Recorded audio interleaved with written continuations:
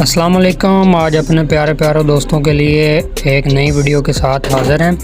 آج کی ہماری ویڈیو ہے بازو بنانے کی۔ پرفیکٹ بازو کیسے بنانے چاہیے اور بازو جو ہیں وہ چونوں کے بغیر کیسے لگتے ہیں اور کیسے بنتے ہیں، تو اسی ویڈیو میں آپ جانیں گے۔ ویڈیو مکمل دیکھنی ہے، انشاءاللہ ویڈیو آپ کے لیے بہت فائدہ مند ہوگی۔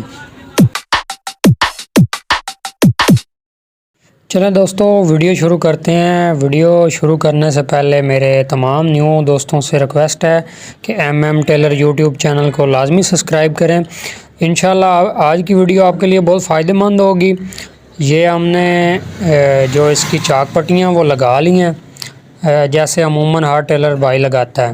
اس میں خاص چیزیں یہ نوٹ کرنے والی یہ ہیں، جو اس کا جو دھاگا ہے نا، جدھر سلائی ختم ہوتی ہے، میں اپنی ہر ویڈیو میں آپ کو بتاتا ہوں کہ اس کا جو نیچے سے نکال کے اس کی گانٹھ ضرور لگائیں۔ اس طرح بہت زیادہ عرصے تک سلائی جو ہے نا ٹکی رہتی ہے۔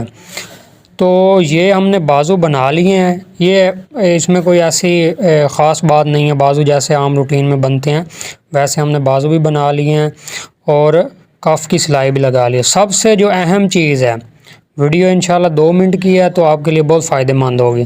سب سے اہم چیز ہے، یہ کف ہم نے سیدھے کر کے اس میں ہم نے بازو جو ہے ان کو ہم نے چیک کر لینا ہے کہ بازو، اور یہ دیکھیں ہمارے پرفیکٹ بازو آئے ہیں۔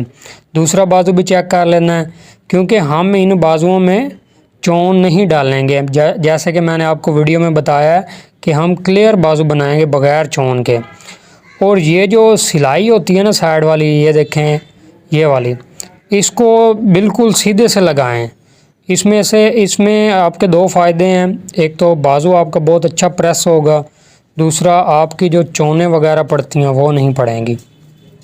دونوں بازو ہم نے اب تیار کر لیے ہیں، یہ دیکھ سکتے ہیں آپ، ہم نے اس کو پریس کیا ہے۔ اس میں دونوں بازوؤں میں کوئی چون نہیں پڑ رہی، اس لیے میں آپ کو یہ سمجھانا چاہ رہا تھا کہ یہ بغیر چونٹوں کے آپ بنائیں اس کو، کیونکہ اس میں پریسنگ بھی بہت اچھی ہوتی ہے اور یہ پہنا ہوا بھی بہت اچھا لگتا ہے۔